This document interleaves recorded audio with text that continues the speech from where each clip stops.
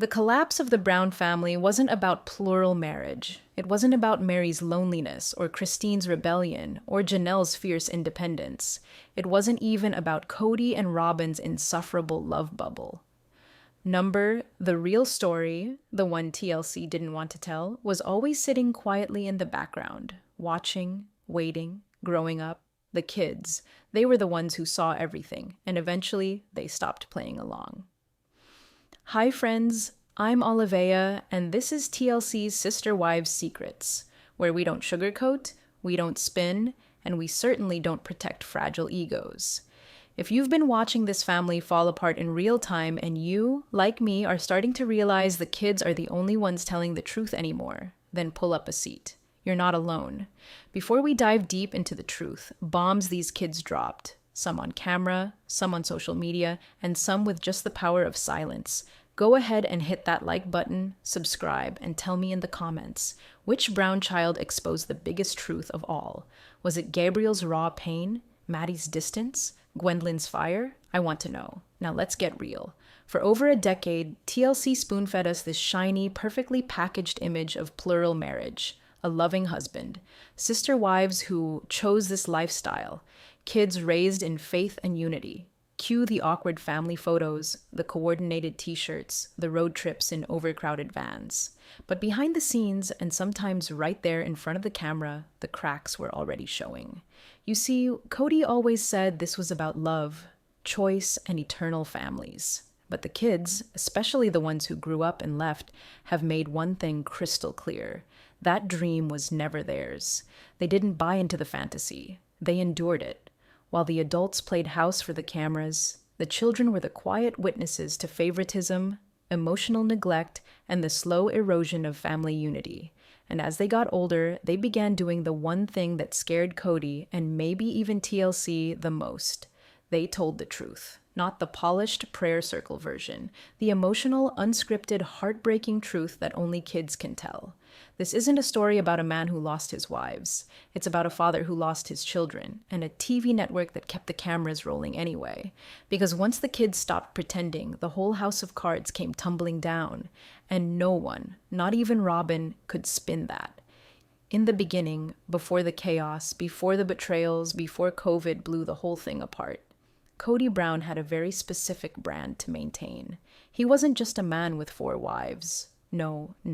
He was the poster child for ethical plural marriage, a man of faith, a man of fairness, a modern patriarch with a golden heart and just enough hair gel to distract you from what was really happening. TLC helped him sell that image. Hard. We were shown group vacations, like that big trip to Wyoming where the family played on the rocks like a low-budget little house on the prairie. We saw family unity talks around backyard fire pits, Sunday church service in the living room, and Kody preaching about how he treated all his wives and all his kids exactly the same. It was plural harmony with a splash of hairspray and just a touch of delusion. But here's the thing. That version of Kody, the loving, involved, emotionally present father of 18, he never actually existed. Because while Kody was talking unity, he was practicing hierarchy. Let's talk about Gabriel. Gabe, the fun-loving kid who grew up right in front of the cameras, was shattered when his own father forgot his birthday during the pandemic. Gabe cried on camera. Cried. And what did Kody do with that moment? Nothing. No apology, no understanding, just more rules, more distance, more punishment for not bowing to his authority. Then there's Garrison. His rebellion wasn't rebellion at all. It was just independence. A young adult trying to make choices for himself in a pandemic while Kody accused him of being disloyal. That led to estrangement so severe it lasted until Garrison's tragic death. A son rejected. Not because he was dangerous or disrespectful, but because he challenged Kody's fragile control. Isabel? She needed major scoliosis surgery. Christine fought for her. Kody? Claimed he couldn't be there because of COVID. But let's be real. He just didn't want to be inconvenienced. Instead of comforting his daughter through one of the most terrifying moments of her life, he sat it out. And Maddie? Kody's oldest daughter has remained largely silent. But her silence speaks volumes. She rarely acknowledges him on social media, has emotionally aligned herself with Janelle and Christine, and has made it very clear where her loyalties lie. The truth is, Cody's Father of the Year act was always just that, an act. A role he played when the cameras were on and the stakes were low. But off camera, that's where the real story lived. It's where the favoritism showed, where the emotional neglect unfolded, where the truth seeped out between the cracks of Cody's perfectly curated image. Because for all his talk of fairness and faith, Kody Brown's parenting wasn't plural. It was selective. And the children he left behind are the ones telling us everything we need to know. If Kody Brown was the self-declared hero of his own plural love story, then Robyn was cast as the angel, the obedient wife, the peacemaker, the emotional glue holding the Brown family together. Or so we were told. When Robyn entered the picture in season 1, she was painted as the fresh new energy, the spiritual match, the tender mother of 3 who needed rescuing and who, in turn, offered Cody a fairy tale romance that the other wives didn't have time for anymore. TLC milked it. Robyn's tears, Robyn's shyness, Robyn's sacrificial love. She was always crying for the family, about the family because of the family. But let's get honest. Robyn's tears were a smokescreen, and behind them was a woman who knew exactly what she was doing. Let's not forget, Robyn had a nanny. Christine did not. Janelle worked full-time. Meri was drowning in emotional isolation. But Robyn? She had help. She had Cody. She had full-time, in-house emotional support while the other women were told to work it out on their own. Behind the curtain, Robyn was building a private kingdom while Cody watched the rest of the family burn. And the saddest part? The other wives saw it coming. Christine said it plainly. Once Robyn came in, the marriage dynamic changed. The so-called equality between wives? Gone. And remember the rotating schedule Cody swore by? That chart got real blurry after Robyn came along. He spent most of his time at her house. Eventually, exclusively. The pandemic only accelerated it. He used COVID as the perfect excuse to cement what was already happening emotionally. Robyn wasn't just a wife. She was the wife. Even Robyn's own kids were treated like the favorites. While Cody abandoned Isabel for back surgery and refused to see Gabe and Garrison, he was out playing with Solomon and Ariella, attending dance recitals and birthday parties like nothing was wrong. And Robyn? She let him. She could have said, "Go see your kids." She could have said, "Be fair," but she didn't. Instead, she sat in the corner of every confessional and cried, "I didn't sign up for this." But here's the truth. She did. Robyn signed up to be the queen of the wreckage. She watched the foundation crack and crumble, and instead of helping hold it up, she made sure her walls were fortified. Robyn Brown wasn't a victim of the family's collapse. She was a participant, a beneficiary, and ultimately the symbol of Cody's monogamous fantasy wrapped in the costume of plural purity. The show started with 4 wives. It ended with 1. And that one? She's still pretending it wasn't her throne all along.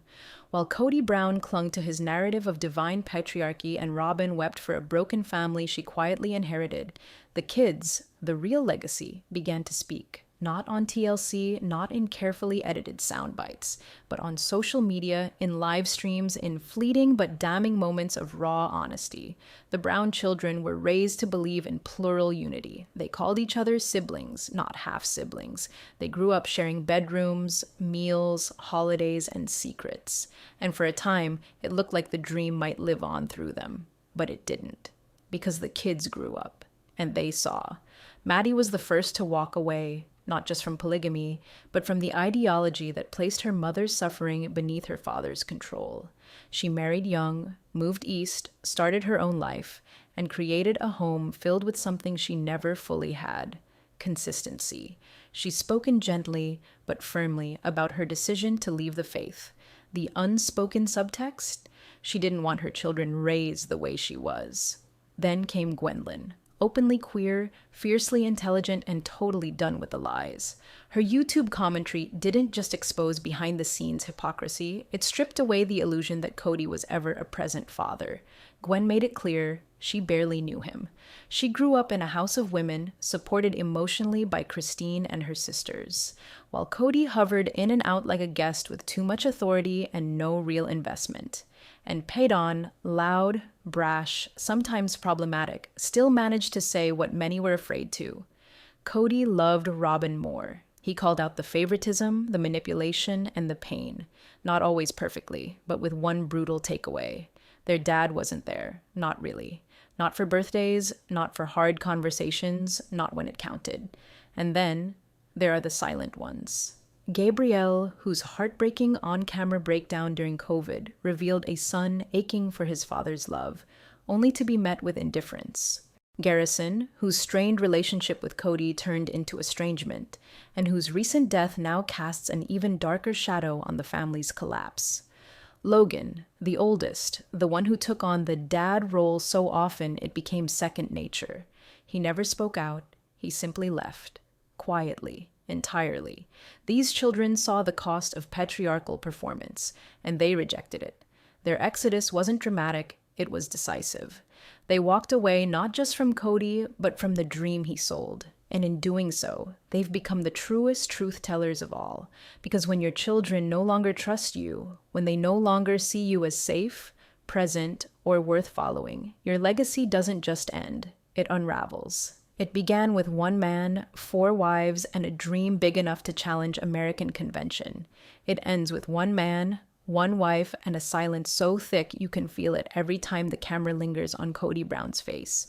Once, he stood in front of the nation proclaiming himself a man of faith and fairness, a shepherd, guiding his family through the complex terrain of plural marriage. He was the father of 18, the protector of 5 households. But now, he is the patriarch of a ghost town. The fall wasn't sudden. It was slow, like erosion. Quiet cracks beneath the surface, whispers behind closed doors. Emotional fractures Cody refused to acknowledge. One by one, his wives left. Not just physically, but emotionally, spiritually, completely. Christine was the first to say it out loud. I don't want to be married to Cody anymore. Janelle followed, not with rage, but with resolve. I'm separated from Cody, and I'm happy. Meri, always loyal to a fault, waited, until even she had to admit there was nothing left to stay for. And yet, even as the family dissolved, Cody refused to let go of the myth. He blamed COVID. He blamed Christine. He blamed the kids. He blamed everyone except the one person truly responsible for the unraveling, himself. What's left now is not a man in control. It's a man grasping for control in the wreckage of his own making.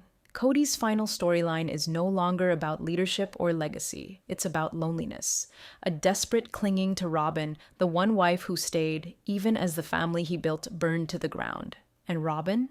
She's no longer crying for unity. She's mourning a kingdom that never really existed outside of Cody's head and TLC's cameras. Coyote Pass, once the promised land, now sits barren, symbolic, dusty, unsold dreams and unpaid emotional debts. And the children, those who once believed in him, have walked away. Some with their words, some with their silence. Some, like Garrison, with heartbreaking finality. This is the legacy. Not a thriving plural family. Not a blueprint for spiritual living. But a cautionary tale. Kody Brown didn't just lose his wives. He lost the moral authority he spent decades claiming to hold. And now what remains isn't power. It's absence. No more group meetings, no more unity talks, no more carefully framed couch interviews trying to sell a crumbling ideal. The patriarch's reign has ended, not with a bang, but with a heartbreak. And as the credits roll on this chapter of Sister Wives, we're not left with inspiration. We're left with ashes. Because in the end, Cody didn't just lose his family. He lost the one thing he was never willing to sacrifice to keep them. In the end, Sister Wives was never truly about plural marriage. It was about emotional survival. Behind every wedding dress, every family meeting, every "we're working on it" smile, there was grief, suppressed, swallowed, spun for the cameras. But it leaked out in the eyes of the children, in the cracks between episodes, in the silences that said more than words ever could. Kody Brown wanted a legacy of love and leadership. What he leaves behind is something far more sobering. A trail of broken trust. Christine escaped. Janelle found her voice. Meri stopped waiting. But it was the children who always knew. Gabriel sobbing on camera because his father forgot his birthday. Garrison begging to be heard, only to be pushed away. Isabel in physical pain, forced to fly across the country for spine surgery, alone.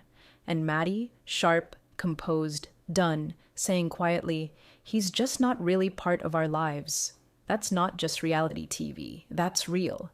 And now we ask you, our viewers, our truth tellers, which moment, which child told the truth you'll never forget? Because TLC gave us the show, but the kids, they gave us the truth.